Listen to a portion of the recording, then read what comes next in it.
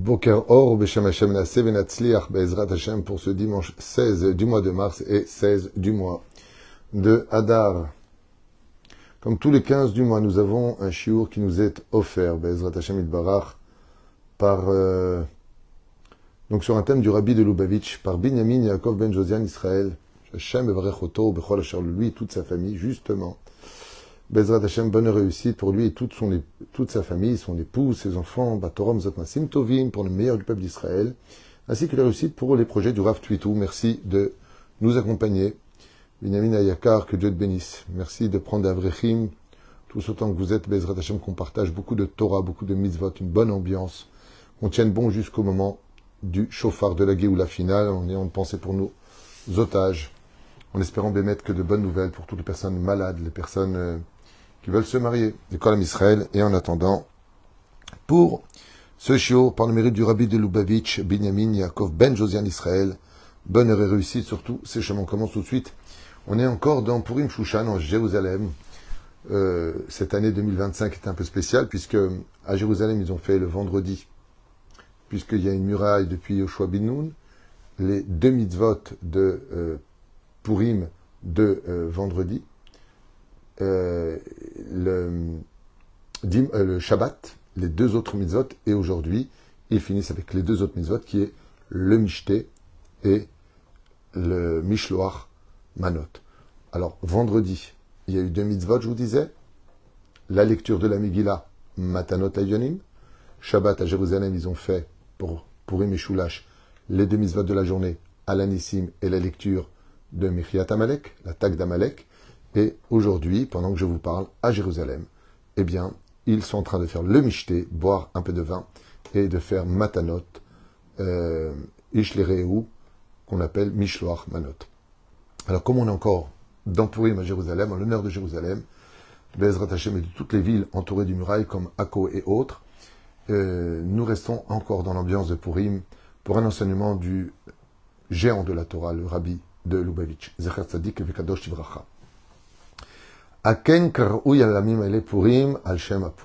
très bizarre à émettre que la fête de Purim, on l'appelle Purim, qui s'appelle la fête du tirage au sort, alors que le mot pour, c'est juste à peine dit dans la Megillat Esther, c'est à peine stipulé. On aurait pu l'appeler la fête d'Esther, la fête de Mordechai, la fête d'Achashverosh à la limite, qui fera tchouva à la fin. La fête du dévoilement, la fête de ce que tu veux, la fête du Purim, la fête du sort, parce que ça appelle marqué Purim Hashem Apur, parce qu'il a sorti le sort. Alors pourquoi est-ce que tu l'appelles au nom d'un seul mot qui figure dans la Megillat Esther, sur tout ce récit extraordinaire qui me fait toujours rempli d'émotions quand on lit la Megillah? Ce qu'il y a à retenir, c'est que le message central de la Megillat Esther, c'est que Haman a voulu absolument, comme du poison, insérer, rentrer dans la tête des enfants d'Israël que le monde est dépendant des fruits du hasard. Que Dieu n'est pas Matsouï ou Mashgiach, qui est le principe fondamental du judaïsme. Dieu est présent et omniprésent, il est au courant de tout, et il intervient dans tout. Vena aforou, il est capable de renverser les situations, il est celui qui crée les rencontres selon la volonté de ce que nous voulons rencontrer sur notre route. Hashem, Molich et Adam, les Fir et Sonotav. L'homme est emmené là où il veut aller. Si tu veux la Géoula, Dieu mettra sur ton chemin des personnes qui t'emmèneront vers ta propre libération. Et ainsi donc, pourquoi est-ce qu'on appelle la fête de Purim Purim? Parce que les sorts et les goralot, c'est pour ça dire que nous, les Juifs, Chazve Shalom, là, je viens de voir encore une fois les Tsarim ou Arabes en bas d'un des bureaux, en bas, dans la rue. Il y a des gens qui ont ouvert Madame Soleil, c'est avec les cartes et tout ça. Hazve Shalom.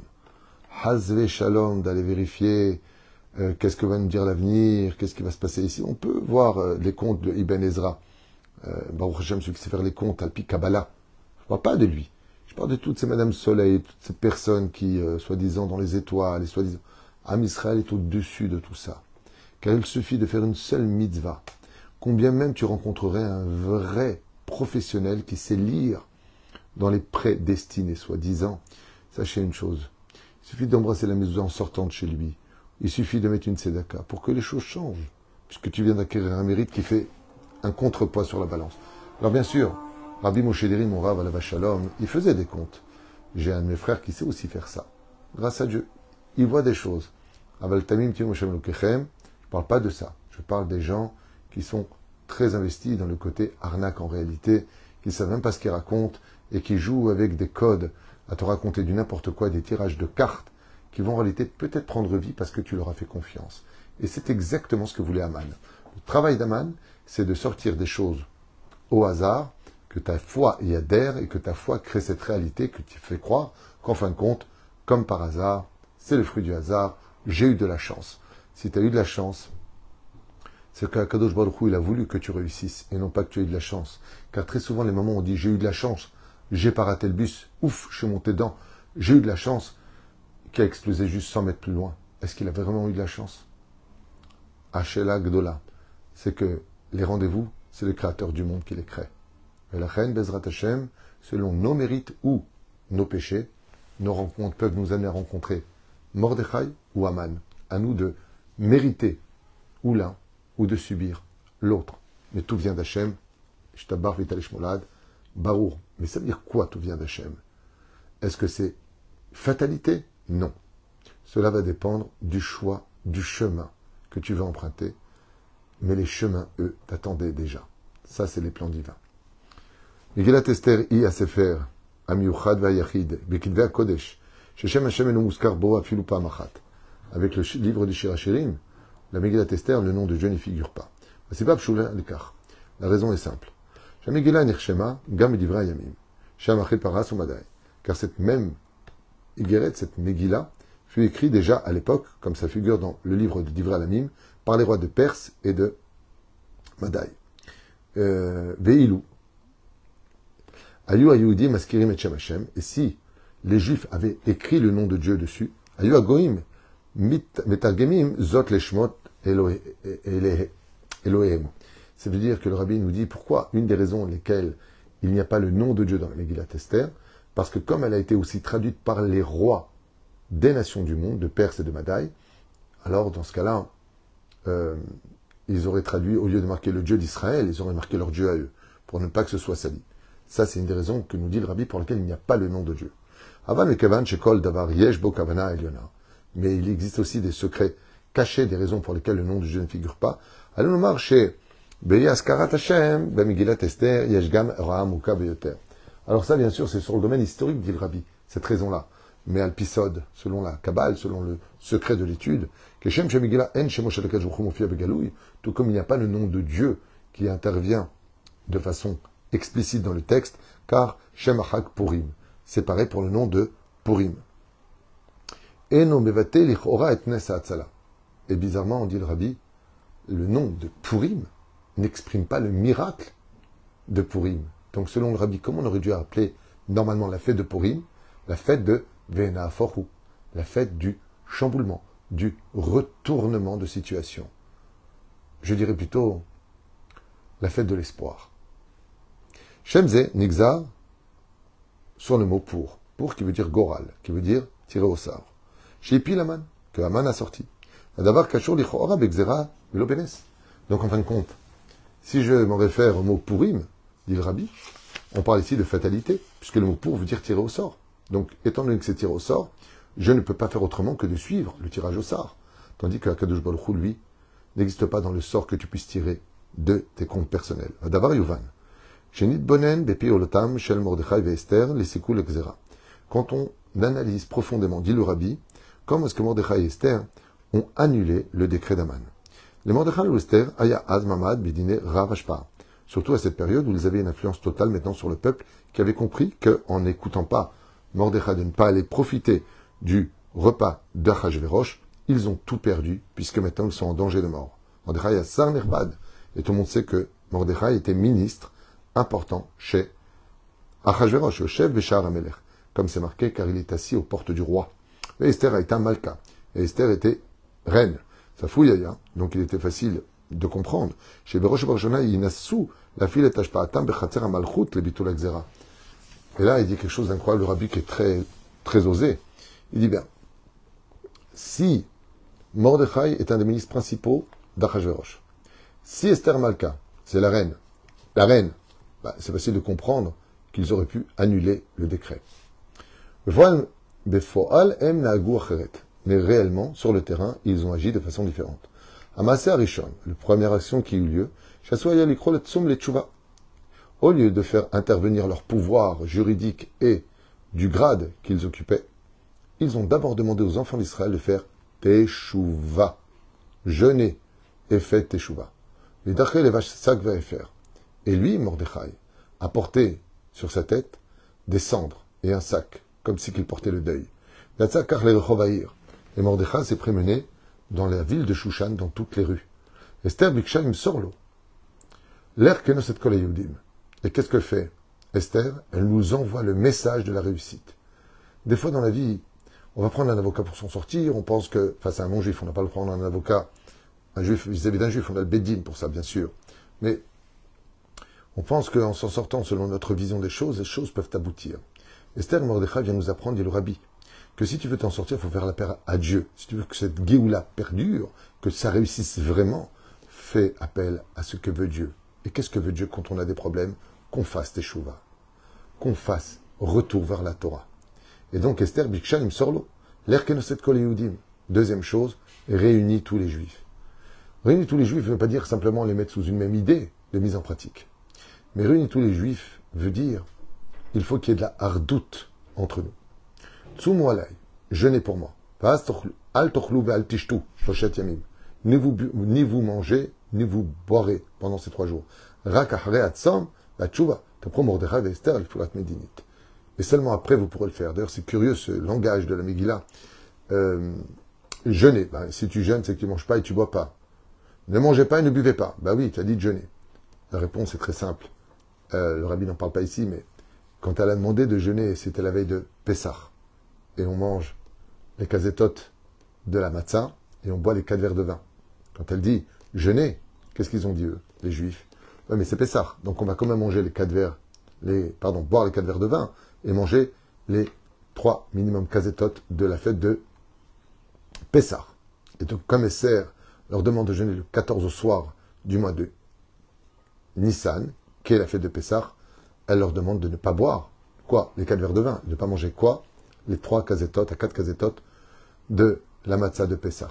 Elle demande d'annuler les mitzvot prescrites de Pessah. C'est pour ça que Pessah a un lien direct avec Purim, puisque la fête de Purim, les mitzvot se font le jour, et les Pessah, les mitzvot se font la nuit, car la nuit de Pessah complète la journée de Purim. Mordechai et Esther Yadou. Mordechai et Esther savaient. Shagzera ena mikrit, que en réalité, ce n'est pas le fruit du hasard, et que si Dieu a laissé le décret d'Aman se réaliser, c'était pour nous rappeler à l'ordre. Et là, tout, le rabbi nous dit, chaque fois que tu as des malheurs dans la vie, tu as des décrets, c'est pour que tu fasses tes chouvas, pour te rappeler à l'ordre. Et parce que vous assimilez aux nations du monde et que vous tirez un profit de joie dans leur culture. Et que quand il s'agit de Torah, vous faites la tronche. Comme c'est marqué, et nous. Vous savez pourquoi et nous? Ils ont tiré profit de la Séouda d'Achashverosh. Vous savez pourquoi ça fait mal à Dieu? Parce que ça veut dire que le Shabbat, il ne kiffait pas. Ils sont partis chez Achashverosh. Et là-bas, ils ont été souriants. Ils chantaient, ils étaient heureux. Il dit alors quoi? Moi, je vous ai donné Shabbat Yom Tov. Faites des tronches, vous disputez. Vous allez chez eux. Et vous êtes heureux. Mais nous, Oneg Shabbat. L'Oneg Hazu Shalom Olelut. Car Berosh Barishona. Itmasrou Litikun Sibat Agzera. Et étant donné qu'on a tiré du profit là où il ne fallait pas en faire, et qu'on a commencé à s'assimiler aux nations, alors le décret est tombé. Rakachar, Shayu Betuchim, Sham Israël mit horreur les tchouva. Et c'est seulement Mordechai et Esther, quand ils ont vu que le peuple d'Israël regrettait et faisait tchouva, alors ils ont utilisé, en tant que reine, Shfamishté, venez, Mordechai intervient aussi en tant que ministre, pour pouvoir mettre un terme à cette terrible situation. Purim et la Medet Tanu, Yesod Merkazi Vashkafat Haolam Yehudit. La fête de Purim vient rappeler à chaque juif dans le monde là où il se trouve. Atrashuyot, Atviot, Enan, Ela, Kesot, les Talichim Amukim, Bekhavana, Aliede Ashgacha Eliona. Que les événements généraux de la vie en général, communautaire ou au niveau du peuple, sont toutes sous les yeux du Créateur du monde. Sheyesh Gzera. Et quand il y a des décrets contre nous, au lieu de crier contre le gouvernement, les gauchistes, toutes sortes de choses, qui est le bâton qui nous frappe, Yehudi mechapes miyad et hashoresh aruchani vero, et ba kired le tshuva v'tikun. Au lieu de dire, ouais, regarde ce qu'ils nous font, regarde ce qui se passe. Pourquoi Dieu laisse faire? Regarde au-dessus. Peut-être que tu n'étudies pas assez. Peut-être que tu n'as pas assez de joie dans ce que tu fais. Remets-toi en question avant de constamment te remettre le ciel en question. Le tshuva et les tikkun dracha. Et arrange ce que Dieu t'a dit. Un jour, un homme a acheté 2 tonneaux de vin. Et un des tonneaux a tourné au vinaigre. Et il s'est mis à se plaindre, et à se plaindre. Il est parti voir son rave. Pourquoi j'ai pas de chance? Il dit, pourquoi tu dis ça? Il lui dit, parce que j'ai un tonneau de vin qui a tourné au vinaigre. Et lui, et l'autre? Il dit non. Il dit, pourquoi tu n'es pas heureux que l'autre n'ait pas tourné au vinaigre? Il lui dit, parce que tu regardes toujours ce qui ne va pas. Tu n'as pas de chance parce que tu en as un qui est devenu du vinaigre. Pourquoi tu ne vends pas celui qui est resté du vin? Ils étaient les deux sous le soleil. Et il est resté du vin. Il lui dit, il est bon en plus. Il dit, pourquoi tu n'as pas le sourire pour celui qui restait bon? Si Omer Akadosh Baruch Hu. On se plaint toujours de ce qu'on n'a pas, mais on ne sait jamais dire merci du fond du cœur pour ce que l'on a, parce qu'on estime que ce que l'on a est un dû, inconsciemment. Ben, heureusement que je laisse, normal. On va demander à tous ces SDF qui vivent dans la rue si c'est si normal que ça, que d'avoir ne serait-ce qu'un toit sur la tête. Quand ce juif, il a entendu ça de son rave, il a dit, tu as raison. Vous avez raison. Bemet Odalael. Il a fait une Seudat Odaya, hein, pour remercier Akadosh Baruch Hu qu'un des tonneaux ne s'est pas transformé en Chometz. Mina Shamaim. Dans la ville d'à côté, un très grand magasin qui devait fournir toutes les marchandises nécessaires dans cette très grande ville se retrouvait avec un problème. Il avait besoin, pour la grande communauté juive de la ville où il vivait en Europe, je ne me rappelle plus de la ville, de vinaigre. Et le livreur n'a pas pu arriver parce qu'ils ont été attaqués par les Cosaques. Il a pu vendre son tonneau de vinaigre cachère à cette grande entreprise qui vendait, comme tu as un grand supermarché, qui vendait. Il a vendu plus cher que le vin. Un peu comme l'histoire de la Gemara avec tout le vin qui est devenu vinaigre. Et en fin de compte, ils ont eu une maladie, ils ont tous utilisé le vinaigre pour se guérir de cette épidémie. Kadosh Baruch Hu, il nous met en garde. Arrêtez toujours de voir les choses du mauvais côté. Voyez un peu le bon côté. Voyez, comme quelqu'un dit, punaise, mais qu'est-ce que je dépense? Mais qu'est-ce que je dépense? Mais qu'est-ce que je dépense?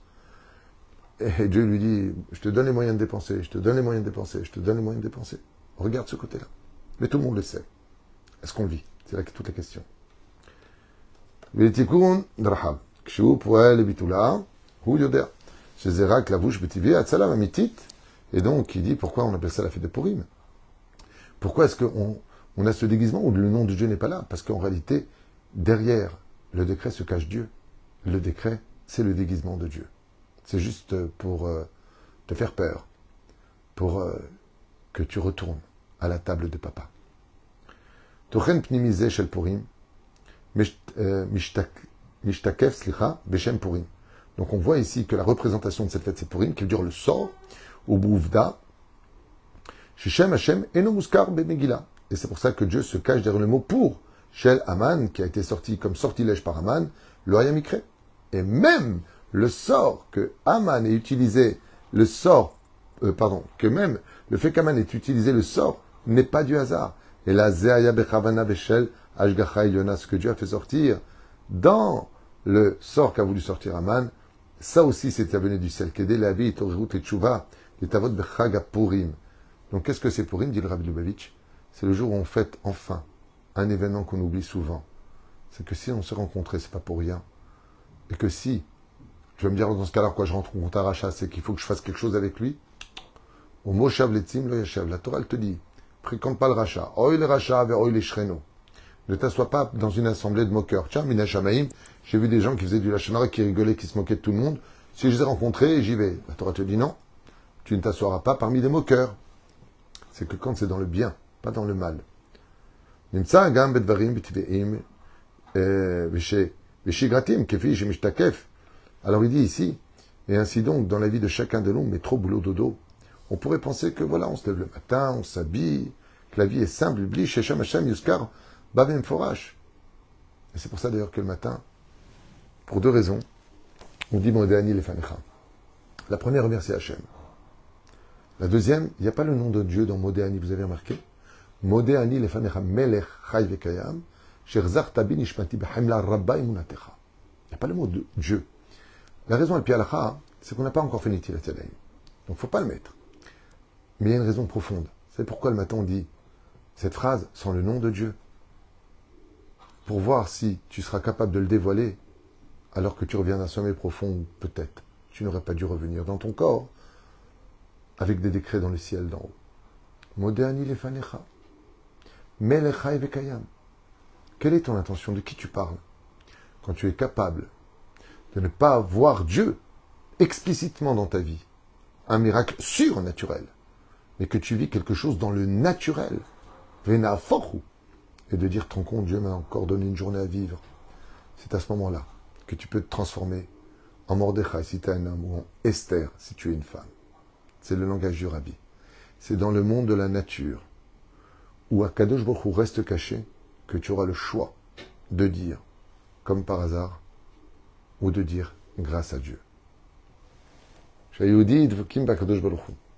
un juif comprend que le monde ne peut pas vivre sans Dieu, on est capable de vivre les plus grands miracles dans la vie quotidienne de chaque juif. À un tel point que la nuit, comme le jour, brillerait à tes yeux. Que l'obscurité pourrait te donner de la lumière, comme ce décret d'Aman qui a fait faire teshuva à un peuple entier. Magnifique récit du Rabbi Lubavitch sur la fête de Purim, qui vient nous rappeler que même si nous on ne peut pas vivre sans Dieu, il faut savoir qu'aucune créature, lui non plus, ne peut. Que s'il y a des gens qui prétendent que c'est eux qui savent faire les choses, que grâce à eux, qu'ils peuvent vivre sans Dieu, ils pensent qu'ils peuvent vivre sans Dieu. Le Rabbi il dit, rien ne peut vivre sans Dieu, car s'il se retirait ne serait-ce qu'un seul instant, rien n'existerait. Kol tuv veyom sameach lekol am Israël.